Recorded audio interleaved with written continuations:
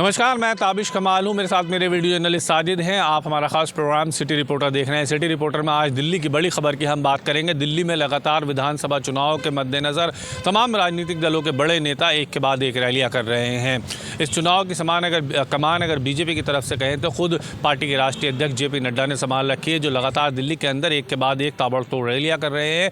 नड्डा कोशिश कर रहे हैं कि दिल्ली में बीजेपी के लिए इस बार वोट बड़ी तादाद में जुटाए जा सके, जिससे बीजेपी की सरकार बन सके और दिल्ली में बीजेपी का वनवास खत्म हो सके। हालांकि वहीं दूसरी तरफ अगर देखा जाए तो आम आदमी पार्टी भी अपनी पूरी ताकत दिल्ली के विधानसभा चुनाव में लगी हुई है। ऐसे में दिल्ली के पूर्व मुख्यमंत्री और आम आदमी पार्टी के संयोजक अरविंद केजरीवाल, दिल्ली के मुख्यमंत्री आतिश सिंह, पार्टी के राज्यसभा सांसद संजय सिंह और पार्टी के तमाम सीनियर लीडर एक के बाद एक रैलियां कर रहे हैं और जमकर कांग्रेस और बीजेपी को घेर रहे हैं। दिल्ली में कई रैलियों में सीधे सीधे दिल्ली के पूर्व मुख्यमंत्री अरविंद केजरीवाल आरोप लगा रहे हैं कि बीजेपी और कांग्रेस एक साथ मिली हुई है और इसलिए आम आदमी पार्टी को रोकने के लिए हर संभव कोशिश की जा रही है। लेकिन इस मुकाबले में कांग्रेस अभी तक फिलहाल कहीं नजर नहीं आ रही है। कांग्रेस के बड़े नेता ना तो सड़कों पर नजर आ रहे हैं और ना ही रैलियां करते हुए नजर आ रहे हैं। जिस तरह से बीजेपी और आम आदमी पार्टी के नेता रोड शो कर रहे हैं, रैलियां कर रहे हैं, वहीं अगर कहा जाए तो अभी कांग्रेस इस सब से बहुत पीछे नजर आ रही है। हालांकि राहुल गांधी की रैलियां ज़रूर प्रस्तावित की गई हैं, लेकिन उनसे कितनी वो भीड़ जुटा पाएंगे और उन रैलियों से कितना वोट वो कांग्रेस के लिए तब्दील करा पाएंगे तो वक्त बताएगा। लेकिन सिर्फ राहुल गांधी के रैलियां करने से कांग्रेस की कायाकल्प नहीं होगी, बल्कि और तमाम नेताओं को धरातल पर उतरना होगा। ऐसे में अब देखना ये बहुत अहम रहेगा, बीजेपी, कांग्रेस और आम आदमी पार्टी इन तीनों में कौन बाजी मारता है। वहीं असदुद्दीन ओवैसी भी लगातार दिल्ली के विधानसभा चुनाव में ताल ठोक रहे हैं, एक के बाद एक रैलियां कर रहे हैं। असदुद्दीन ओवैसी ने तो ये भी आरोप लगा दिया है कि सभी राजनीतिक दल मिले हुए हैं और अक़लियत यानी माइनॉरिटी के खिलाफ मिल करके ये लोग साजिशें रचते हैं। वहीं असदुद्दीन ओवैसी ने यह भी कहा है कि वक्फ अमेंडमेंट बिल अगर संसद में पास हो जाता है तो हम देश भर के अंदर आंदोलन करेंगे। वीडियो जर्नलिस्ट साजिद के साथ ताबिश कमाल, दिल्ली।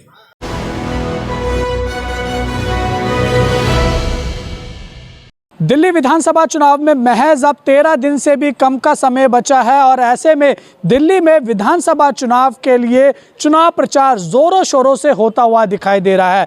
चाहे वो भारतीय जनता पार्टी हो, कांग्रेस पार्टी हो या फिर दिल्ली में सत्ताधारी आम आदमी पार्टी हो, तीनों ही पार्टियां अपना दमखम दिल्ली के विधानसभा चुनाव में झोंकती हुई दिखाई दे रही हैं और दिल्ली के लोगों के लिए अलग अलग योजनाओं की घोषणा करती हुई दिखाई दे रही हैं। इसी कड़ी में आपको बता दें कि दिल्ली की सत्ता से 10 साल से दूर रही कांग्रेस पार्टी भी दिल्ली में विधानसभा चुनाव को जीतने के लिए अपना पूरा दमखम झोंकती हुई दिखाई दे रही है। कांग्रेस पार्टी की तरफ से अलग अलग योजनाओं की घोषणा करी जा रही हैं। आपको बता दें, चाहे वो प्यारी दीदी योजना हो, जीवन रक्षा योजना हो या गैस के सिलेंडर फ्री में देना हो, महंगाई मुक्ति योजना हो या फिर नौजवानों को 8,500 रुपये प्रति माह देने की योजना हो, वो तमाम योजना है जो दिल्ली की कांग्रेस ने दिल्ली की जनता से वादा किया है कि दिल्ली में अगर कांग्रेस की सरकार बनती है तो ये सारे जो लाभ हैं वो दिल्ली की जनता को दिए जाएंगे। लेकिन आपको बता दें कि दिल्ली में अब पूर्वांचल के लोगों को लेकर भी राजनीति खूब जोरों पर देखने को मिल रही है। तमाम राजनीतिक पार्टियां जो है वो पूर्वांचल के वोटर्स को, लोगों को साधने में जुटी हुई दिखाई दे रही हैं। आपको बता दें, जहां आम आदमी पार्टी ये दावा करती है कि पिछले 10 साल में जो आम आदमी पार्टी ने पूर्वांचल के लोगों के लिए काम किया है उतना काम किसी ने भी नहीं किया है, तो वहीं अब दूसरी तरफ कांग्रेस पार्टी भी पूर्वांचल के इस वोट बैंक को साधने के लिए चुनावी मैदान में पूरी तरीके से कूद चुकी है। आपको यहां पर जानकारी दे दें कि कांग्रेस पार्टी की तरफ से आज एक नई घोषणा की गई है, जिसके तहत कांग्रेस पार्टी ने यह दावा किया है कि दिल्ली में अगर कांग्रेस की सरकार बनेगी तो पूर्वांचल के लोगों के लिए एक अलग से पूर्वांचल मंत्रालय का गठन कांग्रेस पार्टी करने का काम करेगी और न केवल पूर्वांचल के लोगों के लिए पूर्वांचल मंत्रालय का गठन होगा, बल्कि जो दिल्ली का बजट होगा उसमें अलग से पूर्वांचल के लोगों के लिए भी एक बजट कांग्रेस पार्टी लेकर आएगी जब दिल्ली में उनकी सरकार बनेगी। बहरहाल जो पूर्वांचल के लोगों को लेकर दिल्ली में राजनीति चल रही है, इसका असर दिल्ली के चुनाव पर कितना पड़ेगा, पूर्वांचल के लोगों पर कितना पड़ेगा, ये देखने वाली बात रहेगी। दिल्ली की जनता, दिल्ली के लोग किसके साथ जाते हैं और किसको दिल्ली की सत्ता पर काबिज करते हैं, इसका जवाब आने वाली 8 फरवरी को मिलेगा। वीडियो जर्नलिस्ट बलदेव के साथ उज्जवल कुमार, JK 24/7 न्यूज़, दिल्ली।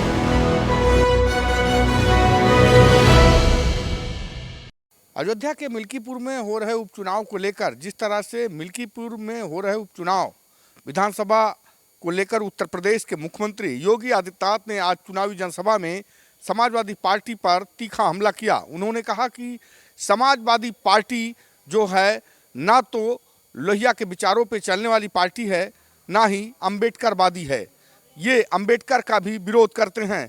इस तरह का आरोप समाजवादी पार्टी के ऊपर योगी आदित्यनाथ ने लगाया है और ये कहा कि जिस तरह से कुंभ में लगातार श्रद्धालुओं की संख्या बढ़ रही है, वहीं लोग पुण्य कमा रहे हैं, तो वहीं समाजवादी पार्टी प्रयागराज के कुंभ को लेकर दुष्प्रचार कर रही है। हालांकि योगी आदित्यनाथ ने यह भी कहा कि जिस तरह से समाजवादी पार्टी में परिवारवाद भी है और लोगों का समाज के हितों का वहां पर कोई भी समाधान नहीं होता। आने वाले समय में जिस तरह से भाजपा ने उत्तर प्रदेश में विकास की गति दी है, तो कहीं ना कहीं ये जो मिल्कीपुर में उपचुनाव हो रहा है, तो ऐसे में भाजपा को अपनी सीट को निकालने के लिए कहीं ना कहीं योगी आदित्यनाथ ने लोगों से आह्वान किया कि जो बीजेपी की नीतियां हैं, उन नीतियों को देखते हुए मिल्कीपुर की जनता इस उपचुनाव में विजयी बनाए। देखने वाली बात यह होगी कि जिस तरह से योगी आदित्यनाथ ने आज मिल्कीपुर के उपचुनाव में चुनावी जनसभा की और तमाम मुद्दों को लेकर समाजवादी पार्टी को घेरा है। कैमरामैन किशन के साथ उमेश मिश्रा, जेके न्यूज, लखनऊ।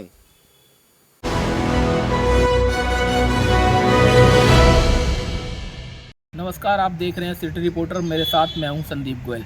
हरियाणा के मौजूदा बीजेपी प्रदेश अध्यक्ष मोहनलाल बडौली पर लगातार जो है मामला चर्चाओं में बना हुआ है। इसी को लेकर बडौली पर जो है अब स्वास्थ्य मंत्री आरती राव ने बयान दिया है। उन्होंने कहा है कि अगर उनकी पत्नी इस मामले की सीबीआई जांच कराना चाहती हैं तो वो भी उनके बयान से संतुष्ट हैं और वो चाहती हैं कि पूरा मामला जो है सच निकल कर सामने आए और जो भी दोषी है उसको कड़ी से कड़ी सज़ा देने का काम करे।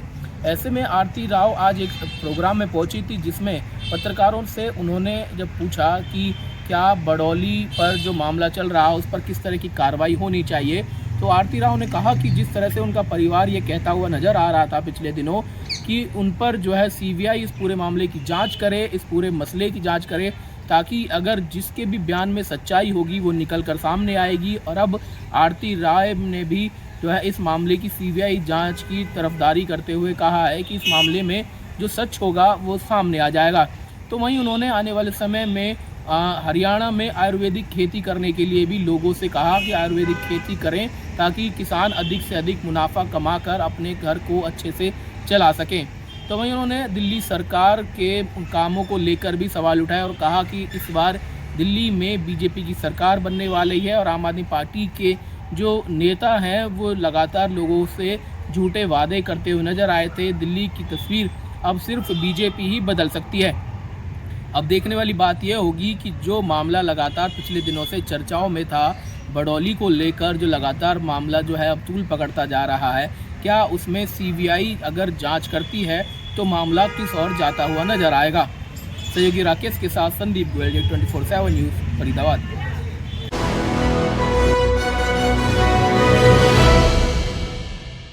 प्रयागराज में हो रहे कुंभ को किस तरीके से दिव्य और अलौकिक बनाया जाए, इसके लिए उत्तर प्रदेश के मुख्यमंत्री योगी आदित्यनाथ कोई कोर कसर नहीं छोड़ना चाहते, जिसको देखते हुए उन्होंने कल भी पावन डुबकी लगाने के बाद कहा कि अब तक 10 करोड़ से भी ज़्यादा श्रद्धालु महाकुंभ त्रिवेणी संगम में नहा चुके हैं। ये अपने आप में उत्तर प्रदेश सरकार के लिए एक अपनी बड़ी उपलब्धि है। एक बार और इस उपलब्धि में चार चांद लगाते हुए अब 24, 25 और 26 जनवरी को प्रयागराज महाकुंभ में 2500 ड्रोन एक साथ आसमान में अलग अलग थीमों पर करतब दिखाएंगे। ये अपने आप में एक बड़ी उपलब्धि होगी, जहां एक दो नहीं बल्कि 2500 ड्रोन कैमरे एक साथ आसमान में उत्तर प्रदेश से जुड़ी तमाम अयोध्या नगरी, वाराणसी नगरी और तमाम जो आध्यात्म से जुड़े ज़िले हैं उन सभी को दिखाने का प्रयास करेंगी। साफ तौर पे उत्तर प्रदेश में प्रयागराज को किस तरीके से, प्रयागराज में हो रहे महाकुंभ को किस तरीके से दिव्य और अलौकिक बनाया जाए,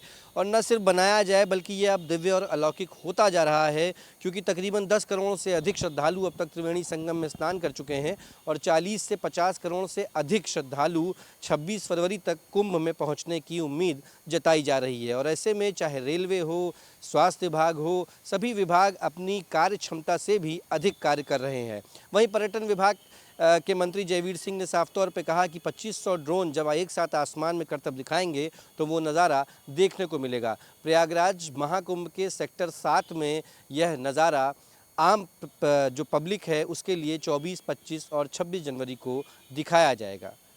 वीडियो जर्नलिस्ट किशन के साथ गौरव पांडे, JK24/7 न्यूज़, लखनऊ।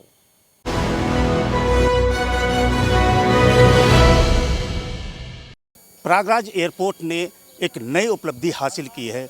10 दिनों में 39,000 श्रद्धालु महाकुंभ के मेले में पहुँचे हैं। वहीं एयरपोर्ट की सुविधा को देखते हुए जिस तरह से वहाँ श्रद्धालुओं को फैसिलिटीज़ दी जा रही है वो कभी नहीं दी गई।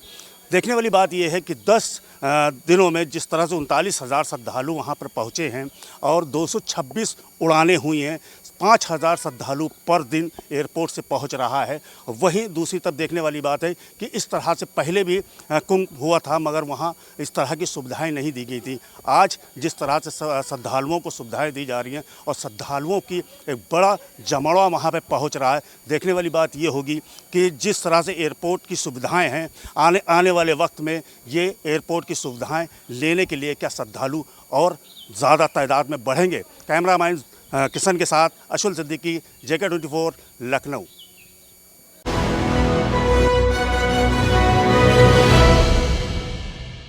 पंजाब की सभी तहसीलों के अंदर अब CCTV कैमरे कड़ी निगरानी करते हुए नजर आएंगे।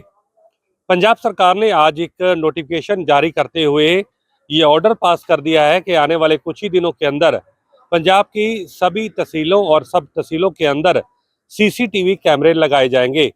ये कैमरे तमाम जो तहसील का स्टाफ है, SDM स्टाफ और इसके अलावा रजिस्ट्रार और सब जो रजिस्ट्रार होते हैं उनके दफ्तरों के अंदर लगाए जाएंगे। इसके साथ साथ बाहर दफ्तर के अंदर और बाहर दोनों जगह पर ये कैमरे इंस्टॉल किए जाएंगे। पंजाब सरकार ने अपने इस ऑर्डर के अंदर साफ कर दिया है कि आने वाली 31 जनवरी से पहले ये सभी कैमरे ऑपरेशनल होने चाहिए और इसके लिए खास तौर पर एक कंपनी को भी नामजद किया गया है जिसके ज़रिए ये तमाम कैमरे पंजाब की सभी तहसीलों और सब तहसीलों के अंदर इंस्टॉल किए जाएंगे। पंजाब सरकार का इसके पीछे एक साफ तर्क है, क्योंकि कई बार गांव के लोग जो हैं रजिस्ट्री या दूसरे कामों के लिए जब रजिस्ट्रार के ऑफिस आते हैं तो कई बड़े अधिकारी और कर्मचारी अपनी सीट से नदारद मिलते हैं। कई घंटों तक लोगों को वहाँ पर इंतज़ार करना पड़ता है और कई बार उनको बिना काम हुए घर को वापस लौटना पड़ता है और इस तरह की कई शिकायतें जो थी वो पूरे पंजाब से मिल रही थी। और इसी फीडबैक के आधार पर अब पंजाब सरकार ने इस बात का फैसला किया है कि जितने भी बंद पड़े कैमरे सरकारी दफ्तरों के अंदर है उनको पूरा का पूरा ऑपरेशनल जो है वो आने वाले समय में किया जाएगा, ताकि आम लोगों को किसी भी तरीके से कोई परेशानी ना आए।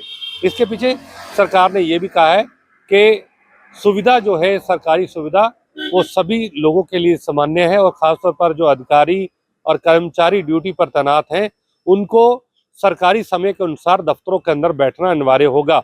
इस जो कैमरे जो अभी लगाए जाएंगे इसका सीधा जो ऑपरेशन होगा वो DC दफ्तर या ADC दफ्तर से संबंधित होगा और जिले के डिप्टी कमिश्नर अपने पूरे तहसील, सब तहसील और जो जिला प्रबंधकी कम्प्लेक्स होगा उसको वो चेक कर पाएंगे कि कौन कौन कर्मचारी इस वक्त सीट पर है, कौन अधिकारी सीट पर है या कौन अधिकारी सीट पर नहीं है।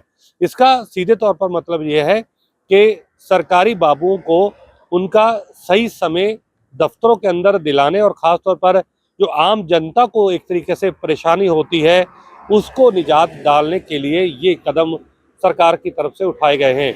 लेकिन ये भी कहा जा रहा है कि कहीं ना कहीं जो रजिस्ट्रार और सब रजिस्ट्रार दफ्तरों के अंदर करप्शन होती है, कहीं ना कहीं उस पर भी नुकेल डालने का प्रयास इन कैमरों के जरिए किया जाएगा, क्योंकि पंजाब के मुख्यमंत्री के पास भी कई तरह की शिकायतें पहुंची थी। लेकिन अब देखना होगा कि इस इंस्टॉलेशन के बाद, इस आदेशों के बाद क्या ये कैमरे पूरी मात्रा के अंदर सही तरीके से चलते हैं या नहीं चलते, या फिर इन कैमरों से आम जनता को कितना फायदा मिलेगा। कैमरामैन निशान के साथ में नवदीप छाबड़ा, JK 24/7 न्यूज, मोहाली।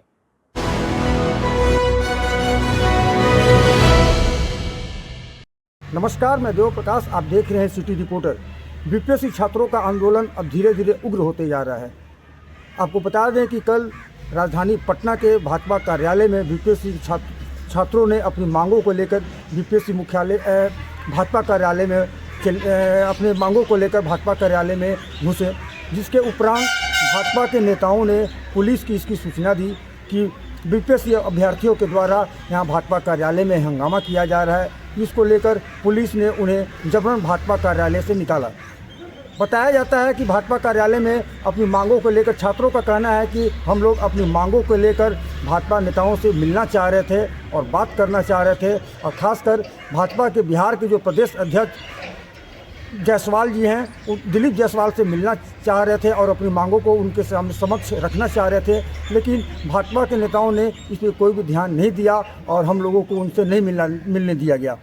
आपको बता दें कि इस दौरान पुलिस से कुछ झड़प भी हुई। पुलिस के धक्का मुक्की के कारण पुलिस ने 2 युवक को गिरफ्तार भी किया है, जिसमें एक गया का रहने वाला है, गया का रहने वाले में राकेश कुमार और रोहतास के रहने वाले रंजन कुमार, 2 छात्रों को गिरफ्तार किया गया है। और गिरफ्तार के बाद बाकी युवकों को, छात्रों को, अभ्यर्थियों को छोड़ दिया गया है। आपको बता दें कि पिछले 2 दिन पहले भी जनता दल यू के कार्यालय में राजधानी पटना के बीपीएससी छात्रों के द्वारा अपना प्रदर्शन किया गया था और जनता दल यू कार्यालय के अंदर घुसने की चेष्टा की गई थी, लेकिन जनता दल यू के कार्यालय का मेन गेट बंद कर दिया गया, जिसके कारण वो छात्र लोग अंदर नहीं घुस पाए। अब देखना होगा कि छात्र जो हैं, ये छात्रों का कहना है कि जब तक हमारी मांगें पूरी नहीं होती है तब तक हम लोग आंदोलन करते रहेंगे और पूरे बिहार में धरना एवं प्रदर्शन करते रहेंगे।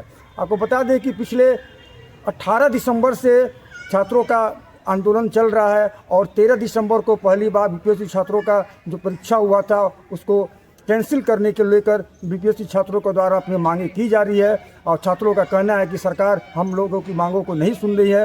और इसको देखना होगा कि छात्र के आंदोलन और कितना रूप ले रहा है और आने वाले दिनों में बिहार सरकार इनकी मांगें पूरी करती है या नहीं।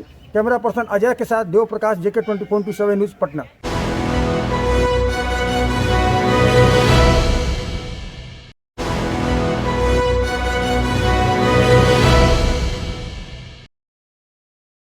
महाराष्ट्र को मिलेगा तीसरा डिप्टी सीएम। महाराष्ट्र में फिर सियासी हलचल तेज, संजय राउत का बड़ा दावा। नमस्कार, मैं हूं इरशाद अहमद और आप देख रहे हैं मेरे साथ JK 24/7 न्यूज का खास कार्यक्रम सिटी रिपोर्टर। महाराष्ट्र की राजनीति में एक बार फिर हलचल तेज हो गई है। संजय राउत ने बड़ा दावा किया है कि महाराष्ट्र को जल्द ही तीसरे जो है डिप्टी सीएम मिलेगा। क्या ये दावा महाविकास आघाड़ी MVA के भीतर नई उठापटक का संकेत है? वहीं उद्धव ठाकरे ने भी अपने कार्यकर्ताओं से संवाद करते हुए बड़ा संदेश दिया कि जो महाविकास आघाड़ी है, MVA गठबंधन है, खतरे में है। महाराष्ट्र की राजनीति में इन दिनों सियासी बयानबाजी चरम पर है। विधानसभा चुनाव में मिली करारी हार के बाद महाविकास आघाड़ी के भविष्य पर सवाल उठने लगे हैं। इस बीच शिवसेना यूबीटी सांसद संजय राउत ने दावा किया है कि महाराष्ट्र को जल्द ही तीसरी जो डिप्टी सीएम है मिलने वाला है। सत्ता आती है जाती रहती है और ये संजय जो राउत है उन्होंने कहा कि यहाँ मजबूती से खड़े हैं हम, जल्द ही महाराष्ट्र का तीसरा उप मुख्यमंत्री मिलने वाला है और वो शिवसेना शिंदे गुट के साथ ही होगा। खासतौर से महाविकास आघाड़ी पर मंडराता संकट, महाविकास आघाड़ी की हार के बाद उद्धव ठाकरे और शरद पवार की पार्टियों के भविष्य को लेकर सवाल उठ रहे हैं। कयास लगाए जा रहे हैं कि उद्धव ठाकरे की पार्टी आगामी स्थानीय निकाय चुनाव में अकेले उतर सकती है। उद्धव ठाकरे ने भी अपने कार्यकर्ताओं से इसको लेकर राय मांगी है। ठाकरे ने भाजपा पर भी जमकर निशाना साधा है। उन्होंने भाजपा के हिंदुत्व को नकली बताया और खुद को प्रगतिशील और राष्ट्रवादी हिंदुत्व का समर्थन बताया। ठाकरे ने यह भी कहा कि अगर कोई उन पर बाला साहेब ठाकरे के सिद्धांतों को छेड़ने का आरोप लगाएगा तो वो पद छोड़ देंगे। अब सवाल ये उठता लगता है कि क्या महाविकास आघाड़ी का अंत करीब है? क्या उद्धव ठाकरे और शरद पवार की पार्टियां अपने अपने रास्ते पर चलने के लिए तैयार है? क्या महाराष्ट्र की राजनीति में कोई नया समीकरण बन सकता है? संजय राउत का बयान, ठाकरे का आक्रमण रुख और भाजपा पर तंज, ये सभी घटनाएं इशारा कर रही है कि महाराष्ट्र की राजनीति में जल्दी ही जो है बड़ा उलटफेर हो सकता है। हमारा खास कार्यक्रम देखते रहिए सिटी रिपोर्टर। कैमरामैन बाकिर अंसारी के साथ मैं इरशाद अहमद, जगत 24/7 न्यूज, मुंबई।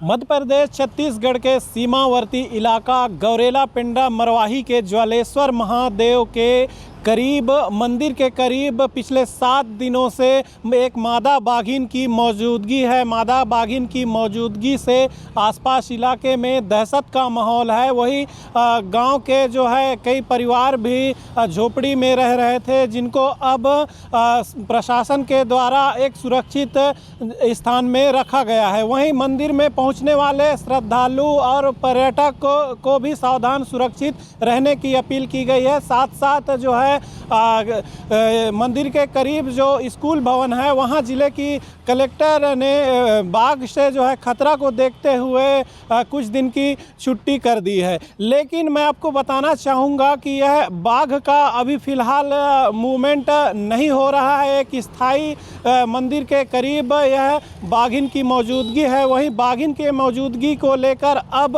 लोग बाघिन के करीब पहुंच रहे हैं, फ़ोटो खींच रहे हैं और एक वीडियो वायरल हो रहा है जिसमें एक कार चालक इस बाघिन को रात में दौड़ाते हुए का वीडियो बनाया था, जिसमें जो है यह बाघिन मंदिर परिसर के जो बाउंड्री वाल है उस पर चढ़कर अपनी जान बचाई है। तो सीधा सीधा साफ तौर पर कह सकते हैं कि बाघिन से अब लोगों को खतरा था, लेकिन अब जस्ट उल्टा हो गया है। लोगों से अब बाघिन को खतरा है। हालांकि छत्तीसगढ़ मध्य प्रदेश की पुलिस प्रशासन और वन विभाग की टीम इस पर नज़र बनाई हुई है, लेकिन यह राष्ट्रीय पशु है, इसको लेकर के जो है लोगों को अलर्ट किया जा रहा है, इसके करीब ना जाएं और खुद सुरक्षित रहें। लेकिन अब ऐसा यहाँ नहीं दिख रहा है, लापरवाही साफ साफ नज़र आ रहा है। वहीं आसपास इलाके में जिस हिसाब से दहशत का माहौल देखा जा रहा है, क्योंकि यह बाघिन मध्य प्रदेश के किसी उद्यान से होकर छत्तीसगढ़ के गौरेला पिंडा मरवाही के अचानक मार्ग टाइगर रिजर्व में प्रवेश की थी और अब जो है ज्वालेश्वर महादेव मंदिर के करीब बाघिन मौजूद है। इसको लेकर के जो है सावधान सुरक्षित रहने की अपील तो की जा रही है, लेकिन यह लापरवाही साफ साफ देखी जा रही है और यह लापरवाही जो है लोगों पर जो है भारी पड़ सकती है। इसको लेकर लगातार वन विभाग पुलिस प्रशासन की टीम निगरानी में जुटी हुई है। सावधान सुरक्षित रहने की अपील की जा रही है। पीयूष चौधरी के साथ विपत सारथी, JK 24/7 न्यूज, रायपुर।